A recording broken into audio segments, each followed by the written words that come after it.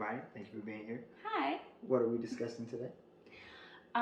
We are talking about things to keep in mind when you are traveling with your partner. Catch your flight, change the weather. Hello, I'm Clyde, aka Champion Yogi. Some of you might know me as Champion Yogi. And I am Saisha, or you may know me as ThickThighYoga.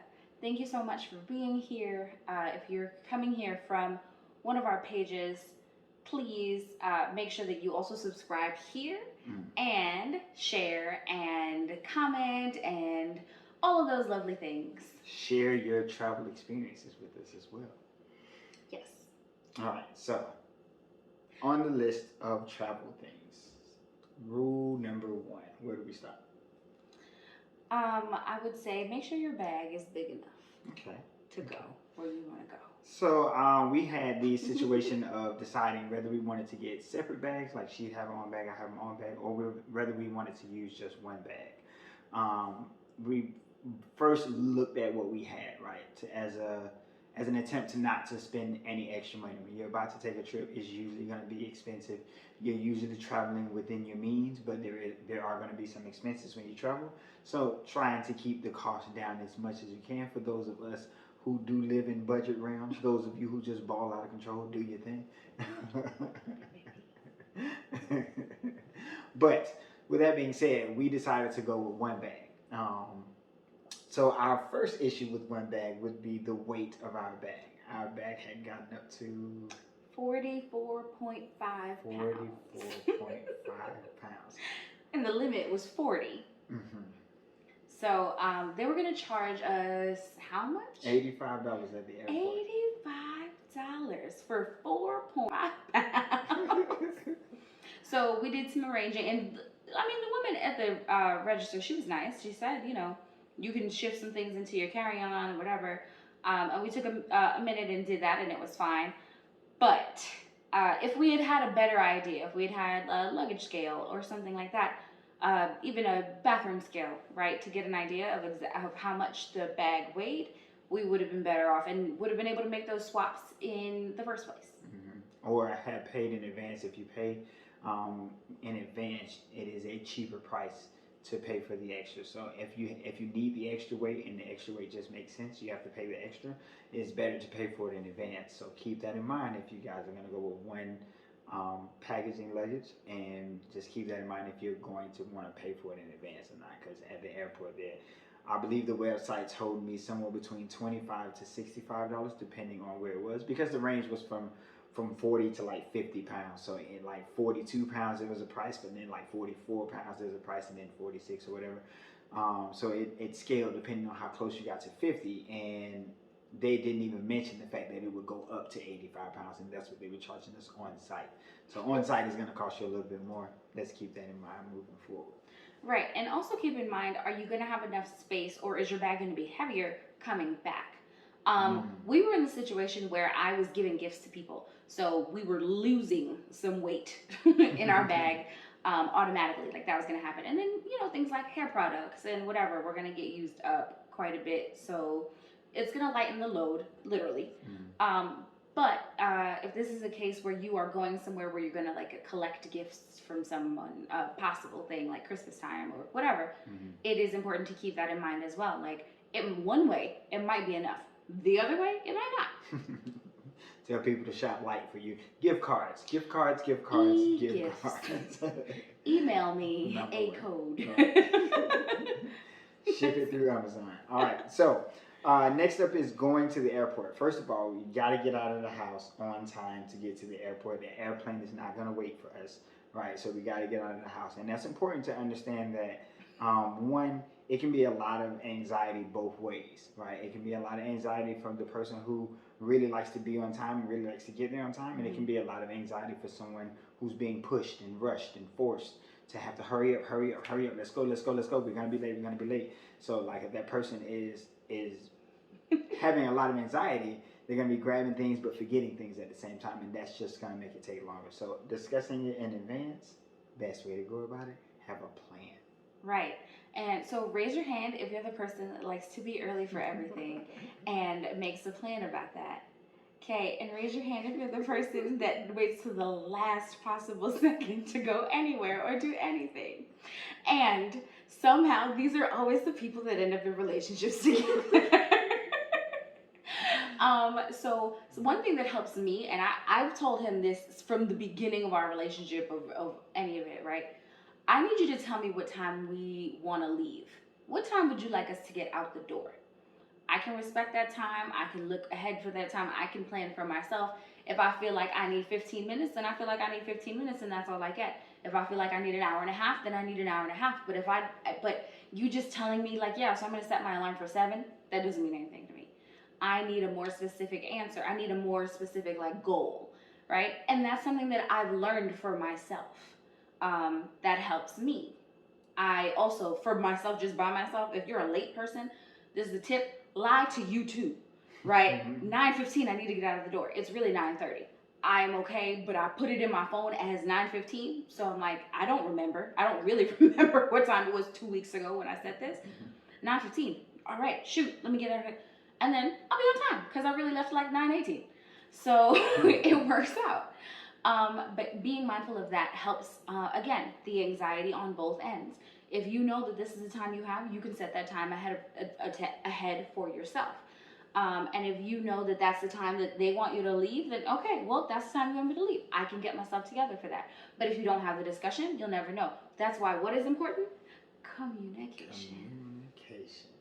So with that being said, anxiety. The next part of this is the actual travel part, right? So you get to the airport, we make it to the airport on time, a little bit of stress, but we don't want to fight, right? We're going on vacation, we're going on a trip. Wherever you're going, you want to be in good spirits when you go there, right? You want to make sure you have a good time and make sure the energy is going to be good.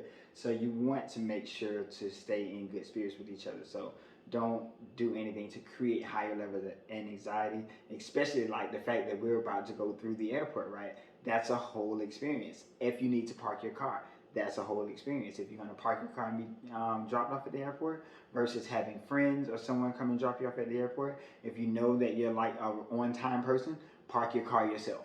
Don't let people take you to the airport, right? Don't rely on people to show up to your house to pick you up to take you somewhere.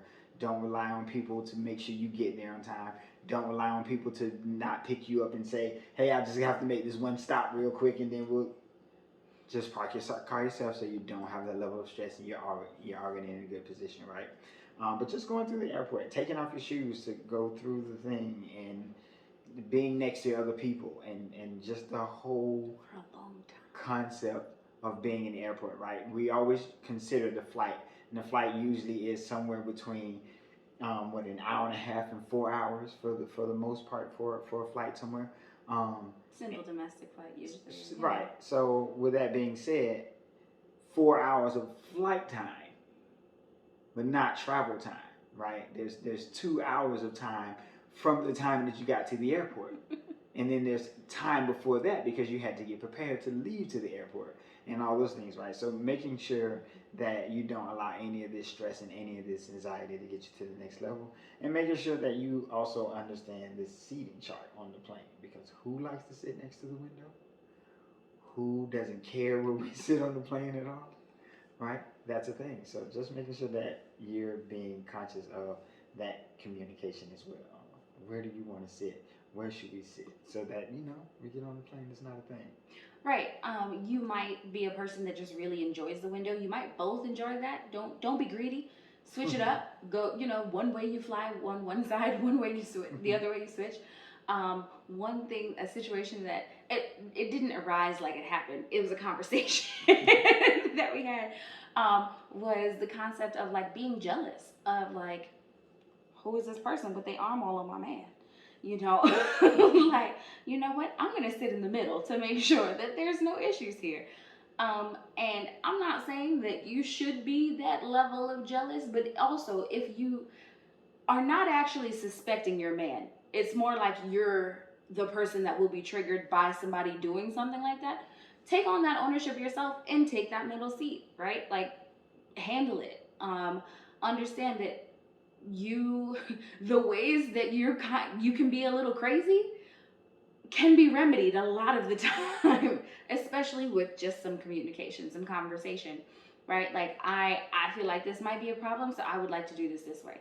And like, you know, a guy, if it's the other way, right? Especially like if you know your man is like that, you know he's like gonna be crazy if there's some man next to you, no matter what that man looks like, and you're like, you know what, just to avoid all that, I'm gonna sit over here and you just sit in the window in the middle, right? And then you know what, the only man next to me is you, and we sit right. You don't have to have those kind of issues.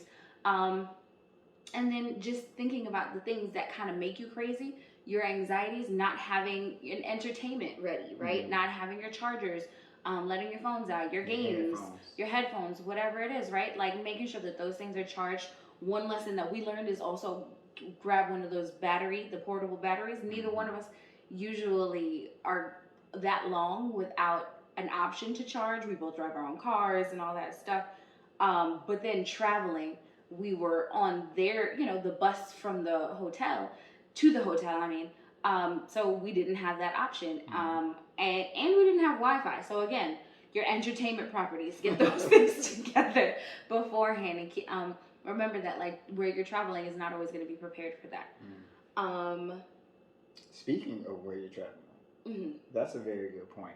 Understanding that where you're going is not America. We had a slight instance on our trip where, and you guys will hear all about this. We will definitely have a conversation about where we went, how it was. It was great, but don't worry about that. When we had an issue on our trip, we were going to be getting back to the resort a little bit later, and we didn't consider the fact that this is not America. There's not food all day, everywhere, right? So we really got into a situation where it was like, oh my God, what are we going to eat for the rest of the night? Where can we find food in this country? Right. And so just understanding that in advance, being aware that if you're going to go have an excursion or something on your trip, maybe some protein bars, maybe some snacks and things like that, that can tie you over just in case you don't get to food, because in every country, everywhere you go, is not always accessible to. Right. If we were home, we would have just Uber Eats it, right? And just it would have got here when we got here. I would have planned that out like super timing. I had it on lock. But because we were out traveling, we didn't know where we could find food. Like luckily the hotel did do something for us. And again, we'll talk about the actual details of the trip. But that does also make me think of managing your hunger altogether in the travel situation. Again, we flew for 3 or 4 hours. We drove for 4 hours. So this is a whole at least almost 10 hours of travel as far as leaving the house and doing all of this day. Like if we didn't plan where to eat in those things, the way I would be hangry myself, right? I already know that that's the thing. So to one, thank him for always being aware of not wanting me to be hungry. And then two, like keep it in mind for yourself. Do you need to keep snacks with you? Do you need to plan when that's going to happen? Yes, we're going to eat something right before we get on the plane, or we're going to do that. You know, how do we plan to do that? How are we going to make that work? What makes sense? And pulling that all together, just making sure that you have all the things you're going to need, right? You're going to be in this situation together for quite some time. The traveling can take, like we said, it was 10 hours. No, it was longer than that on the way back, right? Because on the way back, it was from like first thing in the morning before the sun rose, and then we got home after the sun was gone. So it was a very long day of traveling, and just understanding your partner's comforts and things that they're going to need, and just things that may frustrate them along the way, and being prepared and trying to be ready for all those type of things. I'm a big fan of come back better. You guys may have heard me say this once or twice. So allow your second trip to be better than your first trip. Learn from the first trip. Continue to learn. Learn from day one going into day two, right? So acknowledge any of these things that come up that are going to be a disturbance for you, that may not have been a disturbance for us, and try to address those things or try to deal with those things in advance so you don't have to go through stuff. And don't put yourself in a budget situation where you're going to stress yourself so tightly, right? Always make sure there's a couple extra bucks somewhere, you know, in case we broke down on the trip there. Now we need to stop and get food, and so we didn't expect to buy food here. Emergency funds. Right. So, you know, try to have those things in advance. Again, what you don't want to do is create any anxiety between the two of you on your trip while you're headed where you're headed. And then I guess the last thing to discuss is your intention of travel. Making sure that we understand why we are going where we're going and keeping our intention there. So a lot of times when you travel together, especially if you're traveling to get away from the kids, get back to some time together, just having some time together again. Um, Maybe consider what you want to do before you get there. If your intention is we need to spend time together, we haven't had any personal time together in a long time. So when you get there and you start seeing all the cool things that are around the place where you are and the cool things to do, if you spend all of your time doing all those things, then you don't get any personal time together, right? So don't forget that we came here to spend personal time together, and don't let your 3 day weekend turn into 3 days of playing and fun and run that you've been with all the other tourists for the entire weekend and you've had no personal time to yourself. The only personal time that you have to yourself is when you pass out in the hotel room after the long day of jet skis and water slides and all kinds of fun like that. So making sure you keep to the intention of why you're here. When our intention behind our last trip was to go and host a yoga retreat, right? So we were both yoga teachers at this retreat, and there were a lot of people that we invited out to this retreat. So we wanted to make sure that they were most comfortable. And then, when there was time for us to spend time together, we absolutely took advantage of that and made the most of it. But making sure that that came second to the intention behind us being here, which was to make sure they had a good time and they enjoyed their trip, and watching and making sure they're getting what they need. Right, and he was respectful of the clients that, the time that they needed, the sessions that were booked for him, the sessions that were booked for me. We were respectful of that time. This is not a moment of jealousy. You were alone with this person doing this when we're supposed to be away. No, we are supposed to be teaching yoga. Mm-hmm. And when we can have the time together, then we can, and we, make the best of it and have our moments together. And the time we're willing to share with others, great. The time that we kept for ourselves, great. We definitely needed both. Um, but if that was something we weren't taking into consideration, if we were trying to be selfish, if again you have a partner that's jealous, or just somebody who can't really separate work and play and pleasure and stuff, like that makes it harder to do. So keeping all of that in mind while you are away, right? It's easy. Like we've learned to now work from home. So we kind of know how to make that separation, but adding in that level of travel is a completely different thing. Yeah, it's a lot, especially when you introduce so many other people and so many other opportunities for things to happen and go wrong and come up. And thankfully, we had a really good group of people who it was just amazing to be around. Everything was great, so we really didn't have a lot to deal with. But if you're traveling for work as we did, just making sure that the intention here is to work and try not to be upset when work shows up, especially if a little more work shows up than what you were expecting. Um, but understanding the intention was to work. I know a lot of couples will travel with their partner, even if their partner is the only one that's working and the other one is not going to be working. But you have to understand that this is a work trip for them. They are going to leave and go to work. And I understand you wanted to have brunch, but there's a meeting that has to be had, right? So it is what it is. So keeping those intentions, making sure your timing is good, your luggage is good, your travel is as calm and relaxing. If people like iced coffees, make sure they have iced coffees. Grabbing some souvenirs and things to remember the trip, and just us being able to grab something that brings back the good memories of the trip is always a cool idea. And you know, keep in mind if you have kids back home and they're going to need something to come back from your trip, make sure you have space in your luggage to be able to put those things in, whatever you need to bring back home. But just trying to be ahead of all the things that could possibly come up during your trip.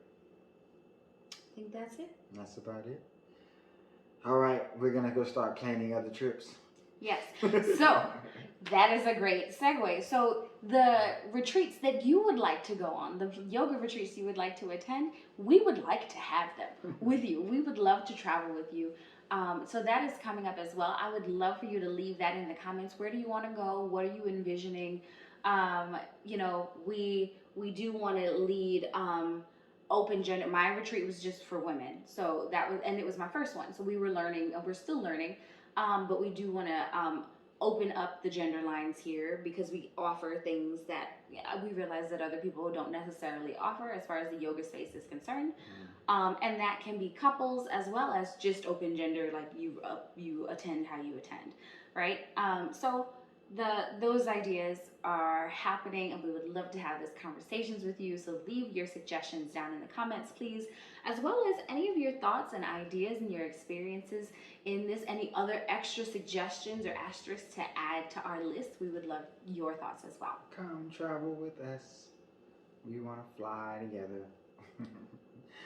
And so thank you guys so much for being here. We definitely appreciate you. Always remember, like, comment, share, follow, all the things. Be here with us Friday as usual. The conversations are great. We appreciate you guys being a part of what we have going on, and we will have more stuff for you next week. Bye. Bye. Bye. Bye.